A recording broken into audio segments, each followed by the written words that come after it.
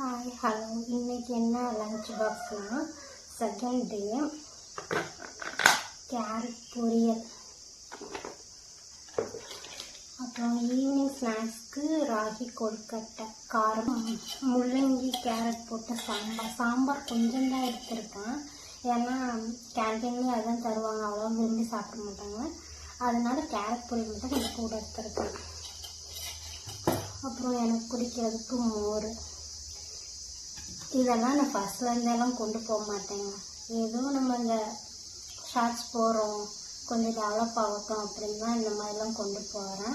மற்றபடி இதெல்லாம் இதெல்லாம் நாங்கள் டெய்லியெலாம் கொண்டு போக மாட்டோம். இப்போ தான் இந்த யூடியூப் சேனல் ஆரம்பிச்சதுக்கப்புறம் கொண்டு போகிறேன்.